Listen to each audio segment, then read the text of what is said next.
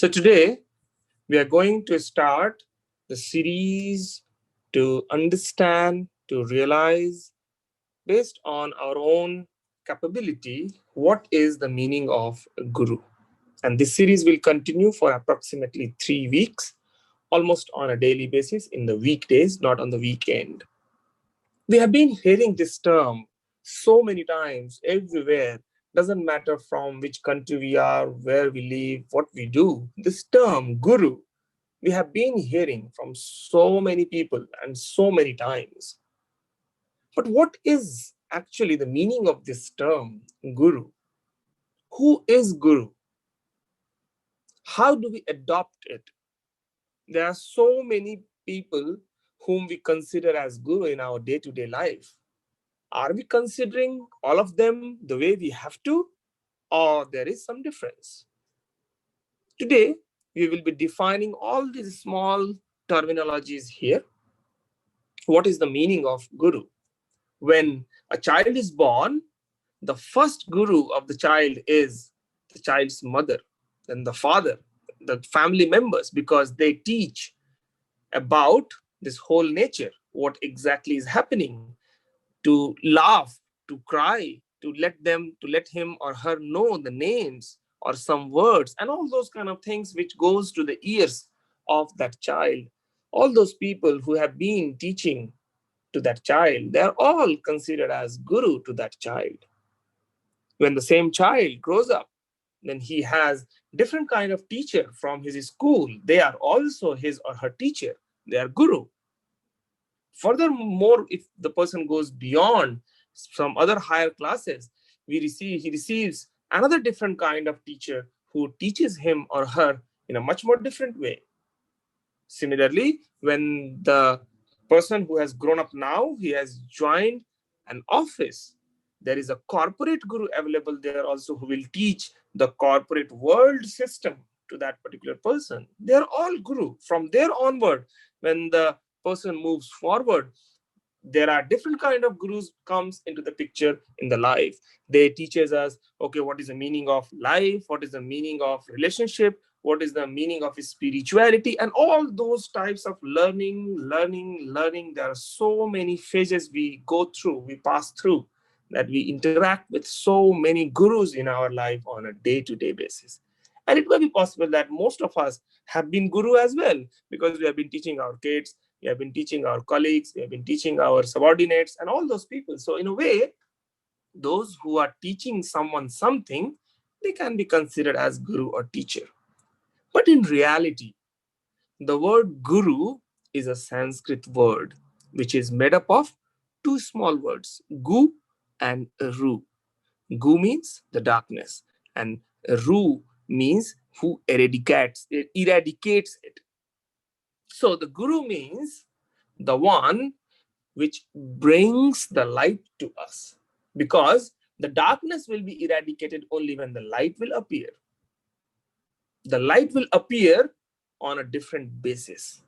So the guru is one who eradicates the darkness.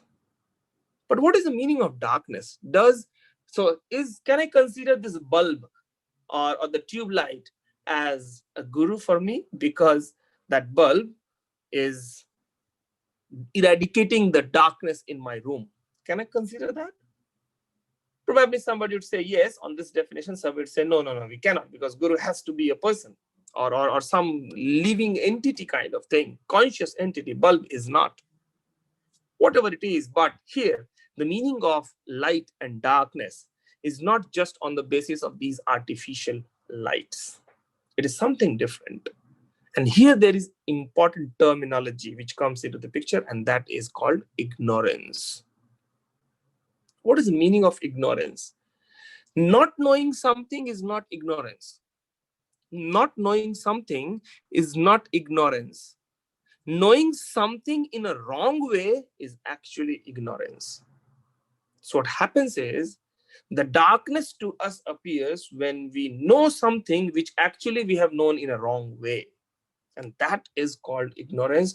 And guru is the one who clears this darkness completely, eradicates, wipes out this darkness of the ignorance. But again, there are so many layers of ignorance depending on what age we are at, what is our experience happening to us on a day-to-day basis. It all depends on variety of people, and there are so many infinite number of permutation and combination involved into this that we cannot categorize exactly how exactly all these things work. But in a nutshell, there has to have been some basis for all these ignorance. And those bases, if we categorize it, it can be 4 or 5 types of basis. One is on the basis of whatever we experience, on the basis of the nature. Nature means we experience nature on the basis of our sense organs, our body, because that's how we feel it. So one basis for ignorance is linked with the nature and the body itself. If we become a little bit more superior, the another type of ignorance comes at a level of mind. Once we go further beyond that, another ignorance basis is the intellect. And if we move further from there onward, there is a little bit of ignorance at a level of soul as well. And soul also becomes a basis for ignorance. These 4 broad bases actually define the meaning of ignorance. Now, here it becomes very clear. It becomes very clear that when we are talking about a guru, what is the basis we are talking about?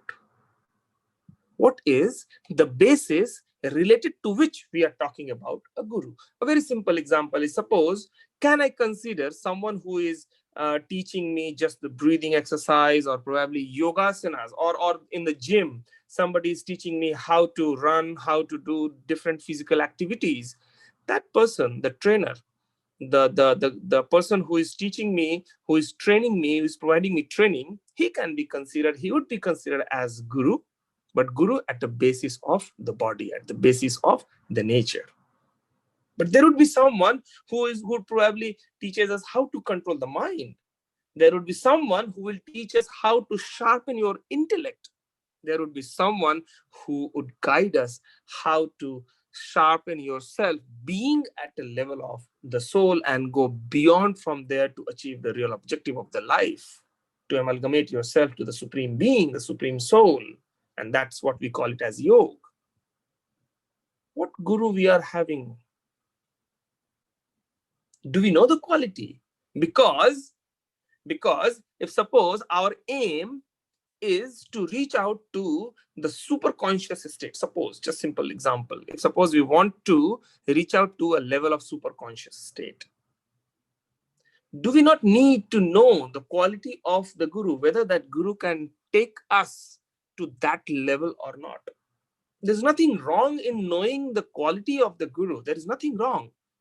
When we go for, suppose we are going for an admission in an engineering college, in a medical college, do we get our admission blindly? Even if suppose we have passed all the tests for all the examination of all the engineering college, which one we would go for? How will we decide? Can I just do akkad bakkad bombay bol, any one of these, pick up one and then okay, go one of the college? No, we would not. What we would do? You try to identify, you try to categorize the quality of that institution. The quality of that institution will define my quality thereafter. And on the similar basis, the guru quality will define my association with the guru. So that's why knowing the qualities of the guru is very important, and knowing about the guru itself is very, very, very important, because otherwise it would be very difficult to surrender to the guru. And if we are not able to surrender ourselves to the guru, it would be very difficult to learn exactly the way we have to learn from the guru. And throughout our life, we have been interacting with so many gurus. We need to know, we need to understand the qualities of the guru.